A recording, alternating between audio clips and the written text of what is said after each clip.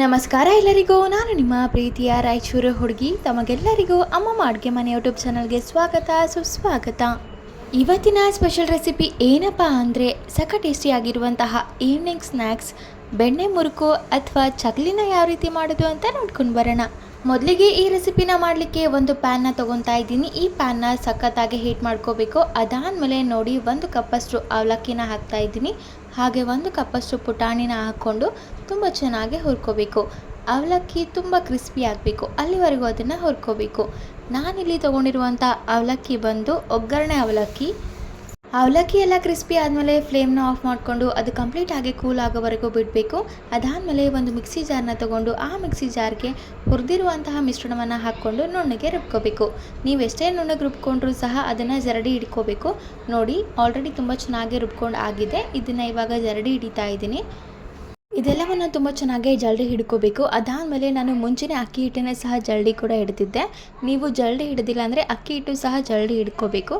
ನೋಡಿ ಅದಾದಮೇಲೆ 1 ಕಪ್ಪಷ್ಟು ಈ ಏನು ಮಿಶ್ರಣ ನಾವು ರುಬ್ಕೊಂಡಿದ್ದೀವಲ್ಲ ಅಷ್ಟಾದರೆ ಅದಕ್ಕೆ 2 ಕಪ್ಪಷ್ಟು ಅಕ್ಕಿ ಹಿಟ್ಟನ್ನು ಹಾಕ್ಕೋಬೇಕು.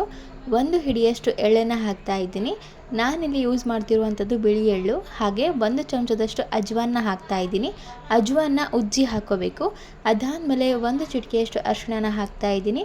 ರುಚಿಗೆ ತಕ್ಕಷ್ಟು ಉಪ್ಪನ್ನು ಹಾಕಬೇಕು. ಹಾಗೆ 1 ಚಮಚದಷ್ಟು ಅಚ್ಕಾರದ ಪುಡಿನ ಹಾಕ್ತಾ ಇದ್ದೀನಿ. ಅಚ್ಕಾರದ ಪುಡಿ ಬೇಡ ಅನ್ನೋರು ಸ್ಕಿಪ್ ಮಾಡ್ಕೋಬೋದು. ಎಲ್ಲವನ್ನು ಒಂದು ಸತಿ ಈ ರೀತಿ ಕೈಯಿಂದನೇ ಡ್ರೈ ಮಿಕ್ಸ್ ಆಗಿ ಮಾಡ್ಕೋಬೇಕು. ಎಲ್ಲವನ್ನು ಈ ರೀತಿ ಕಲಿಸ್ಕೋಬೇಕು. ಏನಕ್ಕಂದರೆ ಉಪ್ಪು ಖಾರ ಅರಿಶಿಣ ಎಲ್ಲ ಸಮ ಪ್ರಮಾಣದಲ್ಲಿ ಮಿಕ್ಸ್ ಆಗಬೇಕು. ಹಾಗಾಗಿ ಎಲ್ಲನೂ ತುಂಬ ಚೆನ್ನಾಗಿ ಕಲಿಸ್ಕೊಂಡು ಆದಮೇಲೆ ಮತ್ತೊಂದು ಕಡೆ ತುಂಬ ಚೆನ್ನಾಗಿ ಕಾಯಿಸ್ಕೋಬೇಕು. ಎಣ್ಣೆ ತುಂಬ ಚೆನ್ನಾಗಿ ಕಾಯಿಸ್ಕೊಂಡು ಹಾಕ್ತಾ ಇದ್ದೀನಿ. 1 ಸ್ಪೂನಷ್ಟು ಎಣ್ಣೆ ಹಾಕ್ಕೊಂಡ್ರೆ ಸಾಕಾಗುತ್ತೆ. ನೋಡಿ ಎಣ್ಣೆ ಹಾಕಿದ ಮೇಲೆ ಸ್ಪೂನಿಂದ ಕಲಸಿ, ಇಲ್ಲಾಂದರೆ ಕೈ ಸುಡುತ್ತೆ. ಹಾಗಾಗಿ ಸ್ಪೂನಿಂದ ಎಲ್ಲನೂ ತುಂಬ ಚೆನ್ನಾಗಿ ಕಲಿಸ್ಕೋಬೇಕು. ಅದು ಸ್ವಲ್ಪ ತಣ್ಣಗಾದಮೇಲೆ ಕೈಯಿಂದನೂ ತುಂಬ ಚೆನ್ನಾಗಿ ಕಲಿಸ್ಕೊಂಡು ಅದು ಹದ ನೋಡ್ಕೋಬೇಕು. ಹದ ಯಾವ ರೀತಿ ಇರಬೇಕು ಅಂದರೆ ಈ ರೀತಿ ಕೈಯಿಂದ ಮುಷ್ಟಿ ಕಟ್ಟಿದರೆ ಹಿಟ್ಟು ತುಂಬ ಚೆನ್ನಾಗಿ ಹಿಡ್ಕೋಬೇಕು. ಆ ರೀತಿ ಹದ ಇದ್ದರೆ ಸಾಕಾಗುತ್ತೆ. ಅದೇ ರೀತಿಯಾಗಿ ಈ ಹಿಟ್ಟನ್ನು ಕಲಿಸ್ಲಿಕ್ಕೆ ನಾನು ಬಿಸಿ ನೀರನ್ನ ಯೂಸ್ ಮಾಡ್ತಾ ಇದ್ದೀನಿ. ಖಂಡಿತವಾಗಿ ಅಕ್ಕಿ ಹಿಟ್ಟು ಹಾಕಿದ ಮೇಲೆ ನಾವು ಬಿಸಿ ನೀರೇ ಯೂಸ್ ಮಾಡ್ಕೋಬೇಕು. ಆವಾಗ ತುಂಬ ಚೆನ್ನಾಗಿ ಚಕ್ಲಿ ಬರುತ್ತೆ. ನೋಡಿ ಬಿಸಿ ನೀರನ್ನ ಈ ರೀತಿ ಸ್ವಲ್ಪ ಸ್ವಲ್ಪನೇ ಹಾಕ್ತಾ ಕಲಿಸ್ತಾ ಹೋಗಬೇಕು. ತೀರಾ ತೆಳು ಬೇಡ, ತೀರಾ ಗಟ್ಟಿ ಬೇಡ. ಜೋಳದ ಹಿಟ್ಟು ಯಾವ ರೀತಿ ನಾದ್ಕೋತೀವೋ ಅದೇ ರೀತಿ ಹಿಟ್ಟನ್ನು ನಾದ್ಕೋಬೇಕು. ಹಿಟ್ಟನ್ನು ಎಷ್ಟು ಚೆನ್ನಾಗಿ ಕಲಿಸ್ಕೊತೀವೋ ಅಷ್ಟು ಒಳ್ಳೆ ರೀತಿಯಿಂದ ಒಳ್ಳೆ ಹದದಲ್ಲಿ ಚಕ್ಲಿ ಬರುತ್ತೆ ಅಥವಾ ಯಾವುದೇ ರೆಸಿಪಿ ಬರೋದು. ನೋಡಿ ಈ ಹದಕ್ಕೆ ಹಿಟ್ಟಿದ್ರೆ ಸಾಕಾಗುತ್ತೆ. ಈ ರೀತಿ ಉಂಡೆ ಕಟ್ಕೊಂಡು ಇಟ್ಕೋಬೇಕು. ಅದೇ ರೀತಿಯಾಗಿ ಚಕ್ಲಿ ಸಾಚನ ತೊಗೊತಾ ಇದ್ದೀನಿ.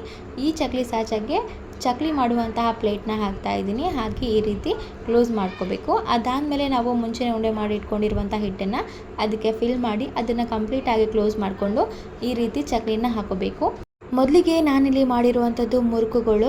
ನೀವು ಇದೇ ರೀತಿಯಲ್ಲಿ ಚಕ್ಲಿ ಕೂಡ ಮಾಡ್ಕೋಬೇಕು. ಈ ರೀತಿ ಹಿಟ್ಟನ್ನು ಪ್ರೆಸ್ ಮಾಡಿದರೆ ನೀವು ಎಷ್ಟು ದೊಡ್ಡ ಚಕ್ಲಿ ಬೇಕೋ ಅಷ್ಟರ ರೀತಿಯಾಗಿ ಅದನ್ನು ತಿರುಗಿಸ್ಕೊಂಡು ಅದನ್ನು ರೋಲ್ ಮಾಡಿ ಒಂದು ಶೇಪ್ಗೆ ಕೊಟ್ಟರೆ ಚಕ್ಲಿ ರೆಡಿಯಾಗಿರುತ್ತೆ. ನೋಡಿ ಮತ್ತೊಂದು ಕಡೆ ಎಣ್ಣೆ ಕೂಡ ತುಂಬ ಚೆನ್ನಾಗಿ ಕಾಯಲಿಕ್ಕೆ ಇಡ್ತಾ ಇದ್ದೀನಿ. ಎಣ್ಣೆ ಎಲ್ಲ ಕಾದಾದಮೇಲೆ ಮುಂಚೆನೇ ಮಾಡಿ ಇಟ್ಕೊಂಡಿರುವಂತಹ ಚಕ್ಲಿ ಆಗಿರ್ಬೋದು, ಮುರುಕಾಗಿರ್ಬೋದು ಈ ರೀತಿ ಹಾಕ್ಕೊಂಡು ತುಂಬ ಚೆನ್ನಾಗಿ ಫ್ರೈ ಮಾಡ್ಕೋಬೇಕು. ಇದೇ ರೀತಿಯಾಗಿ ಎಲ್ಲ ಹಿಟ್ಟನ್ನು ಸಹ ಮಾಡಿ ತುಂಬ ಚೆನ್ನಾಗಿ ಕರ್ಕೊಂಡ್ರೆ ಸಖತ್ ಟೇಸ್ಟಿಯಾಗಿರುವಂತಹ ಬೆಣ್ಣೆ ಮುರುಕು ಹಾಗೆ ಚಕ್ಲಿ ತಿನ್ನಲಿಕ್ಕೆ ರೆಡಿಯಾಗಿರುತ್ತೆ. ಸೊ ನೋಡಿದ್ರಲ್ಲ, ಇದಾಗಿತ್ತು ಇವತ್ತಿನ ಟೇಸ್ಟಿ ಈವ್ನಿಂಗ್ ಸ್ನ್ಯಾಕ್ಸ್ ರೆಸಿಪಿ. ಈ ರೆಸಿಪಿ ನಿಮಗೇನಾದರೂ ಇಷ್ಟ ಆಗಿದ್ದರೆ ಅಮ್ಮಮ್ಮ ಅಡುಗೆ ಮನೆ ಯೂಟ್ಯೂಬ್ ಚಾನಲ್ಗೆ ಲೈಕ್ ಮಾಡಿ, ಶೇರ್ ಮಾಡಿ, ಕಮೆಂಟ್ ಮಾಡಿ ಹಾಗೂ ಅಮ್ಮಮ್ಮ ಅಡುಗೆ ಮನೆ ಯೂಟ್ಯೂಬ್ ಚಾನಲನ್ನು ಸಬ್ಸ್ಕ್ರೈಬ್ ಮಾಡಿ. ಧನ್ಯವಾದಗಳು.